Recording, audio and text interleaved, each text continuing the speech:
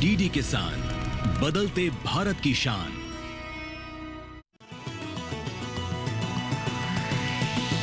DD किसान, बदलते भारत की शान।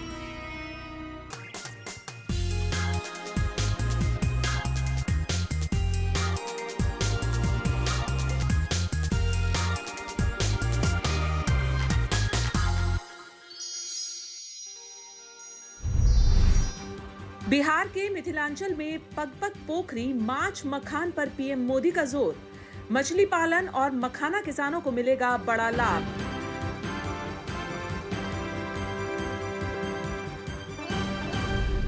धान की बजाय अन्य फसल बोने पर किसानों को प्रति एकड़ 10,000 की सहायता देगी हरियाणा सरकार। सूबे में बनेंगे 500 हाईटेक पैक्स केंद्र। किसानों को मिलेगी प्रशिक्षण और वित्तीय सेवाएं। और बिहार में गेहूं के एमएसपी का लाभ पाने के लिए किसानों से सरकार ने डीबीटी पोर्टल पर रजिस्ट्रेशन करवाने की अपील। हर पंचायत और ब्लॉक में खुलेगा खरीद केंद्र। 48 घंटे में होगा भुगतान। नमस्कार, मैं हूं चेतना त्यागी। हमेशा की तरह आज एक बार फिर हाजिर हूं आपका पसंदीदा शो मंडी.com लेकर। मंडी.com में किसान भाई बहनों के लिए जरूरी खबरों के साथ खेती के सिकंदर में शानदार प्रेरक कहानी के अलावा बीते सप्ताह की जरूरी कमोडिटीज के भाव भी हम आपको बताएंगे। सबसे पहले देख लेते हैं कि बीते सप्ताह जरूरी कमोडिटीज के भाव क्या रहे हैं।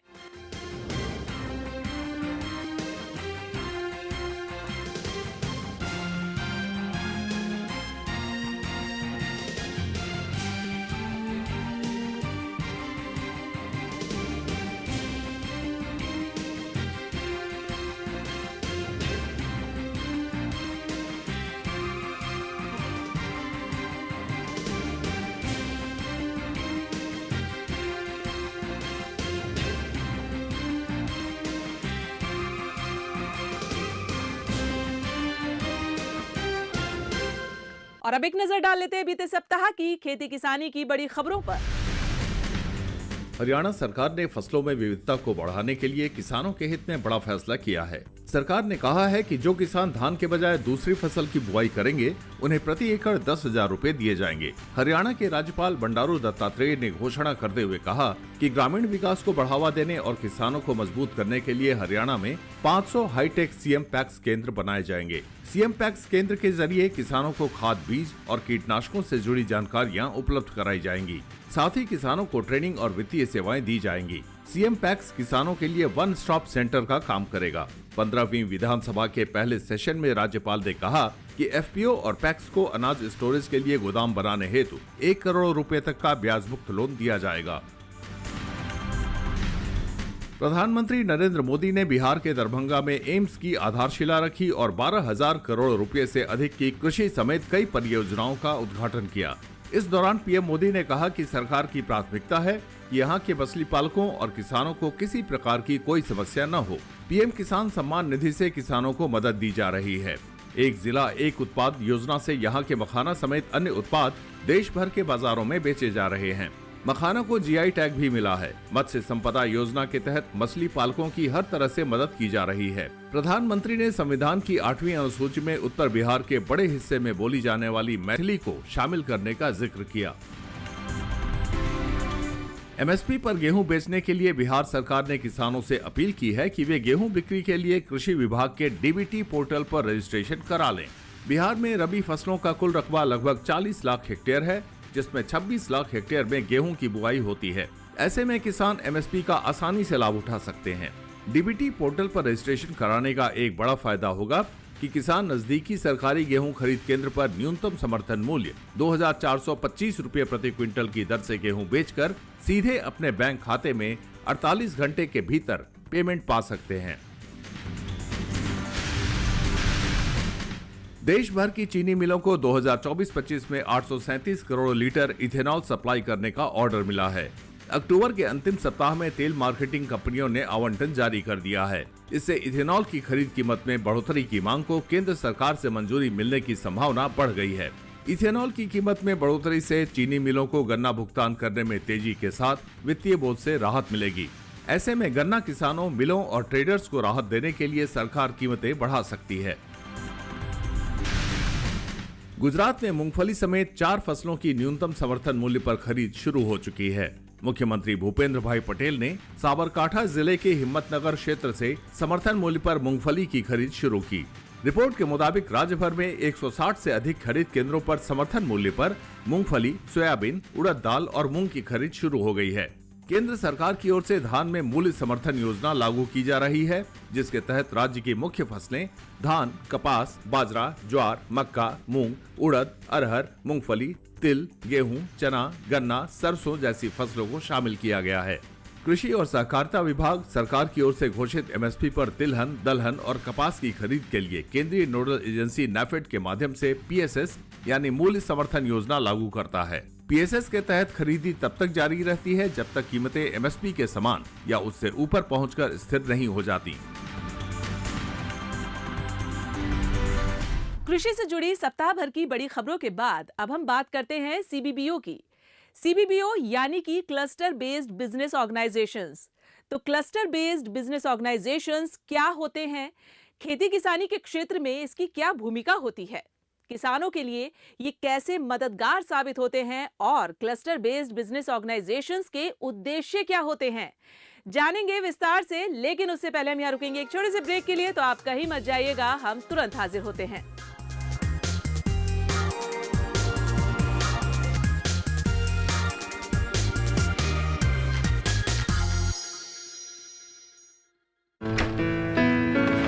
पापा ये सब? हाँ, जो चीजें सालों से बेवजह पड़ी हो उन्हें हटा देना चाहिए। ये भी दादाजी की पुरानी पासबुक और एफडी। अरे ये कैसे रह गया? पैसे गए? नहीं, उपाय है। बैंक खाते को संचालित करते रहना चाहिए, वरना खाता इनऑपरेटिव हो जाता है। ऐसे में बैंक से संपर्क करें, खाता सक्रिय करवाएं और आपकी रकम जो है उसे ब्याज समेत क्लेम करें। दादू ये आरबीआई कहता है जानकार बनिए, सतर्क रहिए। सही कह रहा है।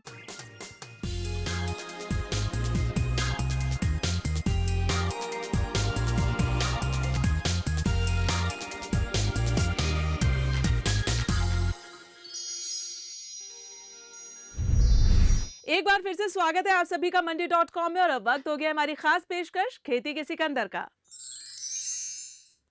एफपीओ हमारे देश के किसानों को सामूहिक रूप से एक मंच पर लाने का काम करता है।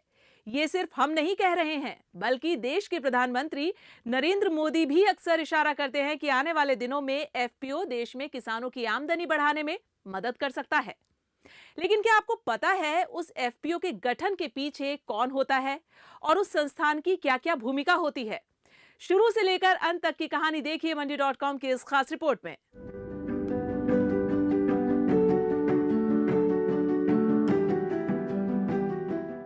देश आजादी का अमृत महोत्सव मना रहा है। इस सिलसिले में सरकार किसानों की समृद्धि के लिए लगातार कदम उठा रही है। छोटे किसानों को मजबूत बनाने के लिए देश भर में फार्मर प्रोड्यूसर ऑर्गेनाइजेशन का बड़ा नेटवर्क तैयार किया जा रहा है। सरकार का लक्ष्य है कि 10,000 कृषि उत्पादक संघ बनाकर किसानों को मजबूत मंच दिया जाए, जहां वे एकजुट होकर अपनी फसल का बेहतर दाम ले सकें और अपनी आर्थिक स्थिति सुधार सकें। किसान उत्पादक संघों यानी एफपीओस, उसके निर्माण पर भी विशेष बल दिया है। अभी देश भर में 10,000 नए एफपीओस के निर्माण पर काम चल रहा है और इसमें से करीब 5,000 बन भी चुके हैं। ये एफपीओ छोटे किसानों को बड़ी ताकत देने वाले हैं। ये छोटे किसानों को मार्केट में बड़ी फोर्स बनाने के माध्यम है। बीज से लेकर बाजार तक हर व्यवस्था को छोटा किसान कैसे अपने पक्ष में खड़ा कर सकता है, कैसे बाजार की ताकत को चुनौती दे सकता है, ये उसका अभियान है। प्रधानमंत्री नरेंद्र मोदी का लक्ष्य है कि क्लस्टर बेस्ड बिजनेस ऑर्गेनाइजेशंस यानी सीबीबीओ के माध्यम से एफपीओस की जरूरतों और आकांक्षाओं को पूरा किया जाए, ताकि देश भर में बन रहे किसानों के संगठन आत्मनिर्भर और आर्थिक रूप से सशक्त बने। सीबीबीओ का काम किसानों को संगठित करना, समूहों का गठन करना और व्यावसायिक योजनाओं को अमल में लाना है, ताकि छोटे किसान भी बड़े बाजारों में अपनी पहचान बना सके। सरकार का ये प्रयास न सिर्फ किसानों की आय बढ़ाने के लिए है, बल्कि कृषि क्षेत्र में सकारात्मक बदलाव लाने की दिशा में मजबूत कदम भी है। ग्राउंड लेवल पे इम्प्लीमेंटेशन के फार्मर मोबिलाइजेशन से लेके फार्मर्स को अवेयर करना है कि गवर्नमेंट का ये जो स्कीम है वो किस तरीके से काम कर रहा है। उसके अलावा उनका मार्केट लिंकेज करवाना, उनका लाइसेंसेस सारे लेने जो उनको आगे जाके हेल्पफुल हो सकते हैं। उसके अलावा क्रेडिट लिंकेज करवाना, उनसे उनको गवर्नमेंट की फंडिंग दिलवाना, ये सारी चीज़ें जो है वो CBBO का काम है। क्लस्टर बेस्ड बिजनेस ऑर्गेनाइजेशंस को किसानों के फार्मर प्रोड्यूसर ऑर्गेनाइजेशन बनाने और उनका सुचारू रूप से संचालन करने के लिए सरकार से वित्तीय मदद मिलती है। ये सहायता 5 साल की योजना के तहत दी जाती है, जिसमें पहले 3 साल सरकार FPO के खर्चों को पूरा करने के लिए फंडिंग करती है। इस फंड में CEO और अकाउंटेंट की सैलरी, ऑफिस का किराया, बिजली का बिल, फर्नीचर, लैपटॉप जैसे सेटअप के खर्च और दूसरे जरूरतों के लिए धन शामिल होता है। CBBO को हर 6 महीने में किस्त के रूप में फंड मिलता है। पहली किस्त का उपयोग दिखाने के बाद ही दूसरी किस्त जारी की जाती है। अगर मैं बात करूं कि फंडिंग की FPO को कैसे फंडिंग मिलता है, तो पूरा जो प्रोजेक्ट है वो 5 साल का प्रोजेक्ट है। जो 10 के FPO फॉर्मेशन एंड प्रमोशन का जो प्रोजेक्ट है वो 5 साल का प्रोजेक्ट है। उसमें 3 साल तक गवर्नमेंट जो है वो फाइनेंशियल फंडिंग जो है वो प्रोवाइड करती है। उसमें अलग अलग क्राइटेरिया है, जैसे कि CEO का सैलरी हो गया, अकाउंटेंट का सैलरी हो गया, उनका ऑफिस उन्होंने कहीं पे लगाया है तो उसका रेंट हो गया, इलेक्ट्रिसिटी का बिल हो गया, मिसलेनियस कुछ भी एक्सपेंस है वो हो गया। इनिशियल तौर पे वो लोग जब ऑफिस सेटअप करते हैं तो लैपटॉप या फिर कुछ चीज़ें लाते हैं, लैपटॉप है, फर्नीचर वगैरह है, वो सारी चीज़ें जो है वो उनका निभाव खर्च जो है वो गवर्नमेंट देती है। 3 साल तक गवर्नमेंट उनको निभाव खर्च देती है 6 महीने के इंस्टॉलमेंट के। फर्स्ट फंडिंग उन्होंने ख़त्म कर दी, उसका यूटिलाइजेशन दिखाएंगे तो सेकंड फंडिंग जो है वो उनको मिलेगी। इन शॉर्ट 3 साल तक उनको 6 महीनों के तहत उनको फंडिंग जो है वो गवर्नमेंट FPO को दे रही है। CBBO के जरिए FPOs को आत्मनिर्भर और आर्थिक रूप से सशक्त बनाया जा रहा है। FPOs को वित्तीय मदद, प्रशिक्षण और तकनीकी जानकारी भी दी जा रही है ताकि उनकी कुशलता बढ़े। क्लस्टर बेस्ड बिजनेस ऑर्गेनाइजेशन छोटे और सीमांत किसानों की मदद कर उन्हें मजबूत बना रहे हैं। भारत में ज्यादातर किसानों के पास छोटे छोटे खेत हैं। जमीन कम होने के कारण उनकी पैदावार भी सीमित होती है और उत्पादन लागत ज्यादा होती है। अकेले उत्पादन करना और उसे बाजार तक ले जाना छोटे किसानों के लिए बड़ी चुनौती है। CBBO किसानों को एकजुट होकर काम करने की सलाह देते हैं, जिससे वे अपनी उपज को सामूहिक रूप से बाजार तक पहुंचा सकें। अगर हम बात करें कि CBBO कैसे फार्मर्स को मदद करता है, तो इन जनरल हमारे भारत में स्मॉल एंड मार्जिनल फार्मर्स जो है उनकी संख्या ज़्यादा है। अब हम स्मॉल एंड मार्जिनल फार्मर्स को कैसे आइडेंटिफाई करेंगे? जिनका लैंड होल्डिंग जो है वो बहुत ही कम है, तो उनकी पैदावार तो कम ही है, साथ में उनका जो कॉस्ट ऑफ प्रोडक्शन है वो भी ज़्यादा हो जाता है। सपोज़ हम बात करें कि कोई छोटा फार्मर है, कुछ अपनी पैदावार प्रोड्यूस करता है, उसे मार्केट में ले जाना या फिर उसको ग्रो करना वो भी उनके लिए एक चैलेंज होता है। जब उनको हम बताते हैं कि आप एकजुट होकर काम करेंगे तो फ़ायदा होगा। सपोज़ कीजिए कि वो लोग कॉटन कर रहे हैं, सारे किसान अगर इकट्ठे होकर अपना कॉटन जो है वो मार्केट तक पहुंचाएंगे तो उनका कॉस्ट ऑफ प्रोडक्शन जो है वो उनको कम लगेगा। तो हम उनको ऐसे ही समझाते हैं कि एकजुट होकर आप जो काम करते हैं उसे आपको इनकम सोर्स के तहत भी आपको अच्छा रहेगा और साथ में आप जितना मार्केट से प्राइस आपको प्राइस मिलना है वो भी ज़्यादा रहेगा। तो इस चीज़ से हम उनको अवेयर करते हैं। क्लस्टर बेस्ड बिजनेस ऑर्गेनाइजेशंस किसानों को लोकल मार्केट से जोड़ने के साथ साथ बड़े बाजारों तक पहुंचने में भी मदद कर रहे हैं। CBBO जैसे संगठन किसानों को कमोडिटी एक्सचेंज प्लेटफॉर्म से जोड़कर उपज को बेहतर दाम पर बेचने के लिए प्रोत्साहित करते हैं। इससे किसान अपनी फसल की मनपसंद कीमत हासिल कर सकते हैं। इसके अलावा CBBO किसानों के उपज का वैल्यू एडिशन करवा कर भी उनकी आमदनी बढ़ाने में सहयोग करते हैं। इस तरह सीबीबीओ किसानों को बाजार से सीधे जोड़कर उनकी आर्थिक स्थिति सुधारने में महत्वपूर्ण भूमिका निभाते हैं। अगर हम लोकली बात करें तो हम लोकली भी मार्केट लिंकेज करवाते हैं। उससे ज़्यादा अगर हम बात करें तो बहुत सारे प्लेटफॉर्म्स है कमोडिटी एक्सचेंज के, जहाँ पे वो अपनी कमोडिटी जो है वो ट्रेड कर सकते हैं और वहाँ पे बीडिंग के तहत अपने जो प्राइजेस है वो भी वो लोग मनचाहे प्राइजेस जो है वो ले सकते हैं। तो इसी तरीके से हम उनको एनकरेज करते हैं बहुत सारे कमोडिटी एक्सचेंज प्लेटफॉर्म पे उनको ऑन बोर्ड करके। जैसे कि अभी हम बात करें ONDC माई स्टोर की, तो वो लोग वहाँ पे भी ऑन बोर्ड है ताकि अपनी जो पैदावार है वो वहाँ पे भी डाल सकते हैं, वैल्यू एडिशन कर सकते हैं। इस तरीके से हम उनका मार्केट लिंकेज जो है वो करवाते हैं। सच में एफपीओ के गठन में सीबीबीओ की भूमिका बहुत महत्वपूर्ण है। एफपीओ के अंतर्गत किसानों को एकजुट करना, उन्हें जागरूक करना और संगठन के उद्देश्यों के बारे में समझाना, ऐसे कई पहलू हैं जिसमें सीबीबीओ बखूबी भूमिका निभाता है। अब हम यहाँ रुकेंगे एक छोटे से ब्रेक के लिए। जब हम ब्रेक से वापस आएंगे तो सीबीबीओ की कुछ और महत्वपूर्ण भूमिकाओं से आपको रूबरू कराएंगे। तो आप कहीं मत जाइएगा, हम तुरंत हाजिर होते हैं।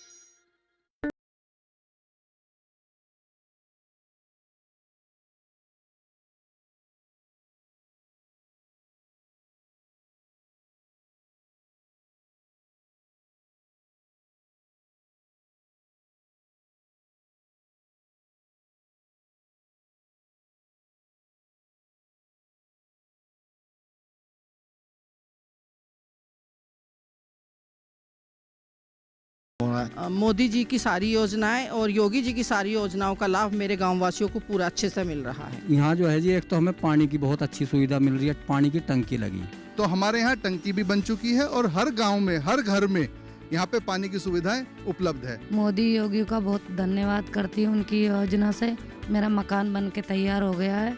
देखिए मेरठ से कार्यक्रम किसान यात्रा 19 नवंबर मंगलवार दोपहर 3 बजे, पुनः प्रसारण रात 9:30 बजे, सिर्फ डीडी किसान पर।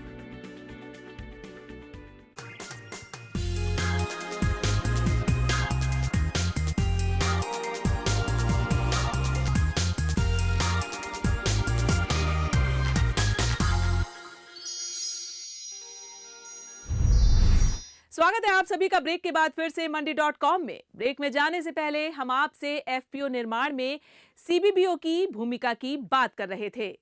हमने देखा क्लस्टर बेस्ड बिजनेस ऑर्गेनाइजेशंस कैसे लाइसेंसिंग, वित्तीय योजनाएं और सरकारी सहायता के माध्यम से एफपीओ का टर्नओवर बढ़ाने में भी योगदान देते हैं। और कौन-कौन सी अहम भूमिका होती है क्लस्टर बेस्ड बिजनेस ऑर्गेनाइजेशंस की, आइए देखते हैं आगे की इस रिपोर्ट में। सीबीबीओ किसानों को समूह में काम करने के फायदे बताते हैं, उनकी आय बढ़ाने और सशक्त बनाने में महत्वपूर्ण भूमिका निभाते हैं और उत्पादों का वैल्यू एडिशन और ब्रांडिंग कर उन्हें आत्मनिर्भर बनाने की कोशिश करते हैं। क्लस्टर बेस्ड बिजनेस ऑर्गेनाइजेशंस किसानों को अपने उत्पादों को प्रोसेस कर अपने ब्रांड के नाम से बेचने के लिए प्रेरित करते हैं। इससे उनकी कमाई में बढ़ोतरी होती है। किसानों को ऑनलाइन प्लेटफॉर्म्स तक पहुंच दिलाकर उनकी फसल को बड़े बाजारों तक पहुंचाने में मदद करते हैं। यानी सीबीबीओ किसानों को उपज की मार्केटिंग और वैल्यू एडिशन में सहयोग देकर उन्हें आर्थिक मजबूती देने में महत्वपूर्ण भूमिका निभा रहे हैं। हमारा एक एफपीओ है जामनगर के अंदर, वो हमारे साथ बहुत वक्त से ऑन बोर्ड है। उन्होंने अपनी चीज़ों का वैल्यू एडिशन किया है, जैसे कि वो अपनी सीड्स जो है उनको अपने ब्रांड से नेत्रम करके वो लोग बेच रहे हैं। वो बहुत सारे ऑनलाइन प्लेटफॉर्म पे वो लोग ऑन बोर्ड है। उसके अलावा वैल्यू एडिशन की हम बात करें तो वो अपनी कचौरियाँ जो है वो बना के भी बेच रहे हैं। ग्राउंडनट की बात करें तो हमारा एक एफपीओ है वचराज एफपीसीएल करके, जो पोरबंदर कुतियाना के अंदर है। वो लोग ग्राउंडनट का प्रोसेसिंग करके उसका ग्राउंडनट ऑयल निकाल के अपने ब्रांडिंग से बेच रहे हैं। क्लस्टर बेस्ड बिजनेस ऑर्गेनाइजेशंस ने फार्मर प्रोड्यूसर ऑर्गेनाइजेशंस को तकनीक से जोड़कर भी उनके काम को आसान बना दिया है। आज एफपीओ डिजिटल पेमेंट जैसे यूपीआई का इस्तेमाल कर रहे हैं और कई कमोडिटी एक्सचेंजों पर ऑनलाइन ट्रेडिंग कर रहे हैं। एफपीओ के कामकाज पर नजर रखने के लिए एसएफएसी ने MIS पोर्टल लॉन्च किया है। इसमें हर एफपीओ के शेयर होल्डर की जानकारी, मीटिंग की रिपोर्ट और प्रशिक्षण गतिविधियों का विवरण होता है। इससे सरकार और आम लोग ग्राउंड लेवल पर एफपीओ की गतिविधियों की पूरी जानकारी ले सकते हैं। अगर सर हम टेक्नोलॉजी की बात कर रहे हैं तो हमारे कोई भी एफपीओ जो है अगर किसी भी मेले या फिर एग्जीबिशन में जा रहे हैं तो वो लोग यूपीआई पेमेंट का ही ज़्यादातर इस्तेमाल करते हैं और वो बहुत सारे कमोडिटी एक्सचेंज प्लेटफॉर्म पे अभी भी ऑन बोर्ड है। वहाँ पे भी अगर आप देखें तो ऑनलाइन ही सारी चीज़ें जो होती है वो होती है। अगर हम उनको कोई नई टेक्नोलॉजी के बारे में बताना चाहते हैं या फिर रिसेंट प्राइजेस क्या है वो ग्राउंड लेवल पर पहुंचाना चाहते हैं तो व्हाट्सएप तहत या फिर यूट्यूब के दौर से उनको पहुंचाते हैं। और अगर हम इस और गवर्नमेंट को कैसे हम एफपीओज़ के प्रोग्रेस के बारे में बताते हैं, अगर उनकी बात करें तो एफपीओ के प्रोग्रेस के लिए एसएफएससी ने एक अपना MIS पोर्टल करके एक पोर्टल जो है वो बनाया है। वहाँ पे हर एफपीओ का कितने शेयर होल्डर है, वहाँ पे कितनी मीटिंग्स हुई है, क्या मीटिंग में क्या चर्चाएं हुई है, उसका बोर्ड रिपोर्ट जो है वो है, या फिर वो कहीं पे ट्रेनिंग के लिए गए हैं या फिर कुछ भी उन्होंने एक्सपोजर विजिट की है। इन शॉर्ट एफपीओ का A to Z डिटेलिंग जो है वो MIS पोर्टल पे डाला हुआ होता है। कृषि क्षेत्र में महिलाओं की भूमिका बढ़ाने में भी क्लस्टर बेस्ड बिजनेस ऑर्गेनाइजेशंस महत्वपूर्ण योगदान देते हैं। पहले कृषि क्षेत्र में महिलाओं की सक्रिय भागीदारी सीमित थी। अब महिलाएं कृषि क्षेत्र में न सिर्फ उच्च शिक्षा ले रही हैं, बल्कि नेतृत्व की भूमिका भी निभा रही हैं। CBBO की मदद से महिलाएं कृषि से जुड़ी व्यावसायिक योजनाएं अपनाकर अपनी आर्थिक स्थिति मजबूत कर रही हैं। देश में कई महिला नेतृत्व वाले एफपीओ हैं, जहां सभी शेयर होल्डर, बोर्ड सदस्य और CEO महिलाएं हैं। CBBO की कोशिशों से आज के दौर में महिलाओं को न सिर्फ कृषि क्षेत्र में पहचान बनाने का मौका मिल रहा है, बल्कि नेतृत्व क्षमता विकसित करने और आर्थिक सशक्तिकरण में भी मदद मिल रही है। फीमेल का जो एग्रीकल्चर सेक्टर में जो रोल है वो दिन प्रतिदिन पहले था ही, पर अब वो सशक्त हो रही है। वो लीडरशिप क्वालिटीज़ जो है वो अपने में लाके आगे बढ़ रही है। CBBO न सिर्फ कृषि को व्यवस्थित व्यवसाय बनाने में मदद कर रहे हैं, बल्कि महिलाओं के आर्थिक सशक्तिकरण का भी जरिया बन चुके हैं। छोटे और सीमांत किसानों को संगठित कर व्यावसायिक योजनाओं के जरिए आत्मनिर्भर बनाने की कोशिशों से साफ है कि कृषि क्षेत्र में सकारात्मक बदलाव आ रहे हैं। फंडिंग से लेकर आधुनिक तकनीकी उपकरणों और डिजिटल प्लेटफॉर्म्स के जरिए किसानों को ज्यादा आमदनी कराई जा रही है। CBBO का मकसद किसानों की सिर्फ आय बढ़ाना ही नहीं, बल्कि उन्हें स्थायी और प्रभावी बदलाव की दिशा में मार्गदर्शन भी देना है, ताकि आने वाले समय में भारतीय कृषि और कृषि समुदाय पूरी तरह सशक्त और समृद्ध हो सके। अहमदाबाद से मंडी.com के लिए अनिल वत्स के साथ किशन भारद्वाज। तो आज मंडी.com में बस इतना ही। अगले सप्ताह में फिर आऊंगी किसानों को प्रेरणा देने वाली सफलता की एक कहानी और दूसरी जरूरी खबरें लेकर। तब तक के लिए नमस्कार और आप देखते रहिए दूरदर्शन किसान। आपकी राय हमारे लिए बहुत महत्वपूर्ण है। आप हमारे टोल फ्री नंबर पर कॉल कर सकते हैं और अपनी राय दे सकते हैं। साथ ही आप ईमेल के जरिए भी हमें अपनी राय दे सकते हैं। हमारा ईमेल पता है ncdexmandi@gmail.com।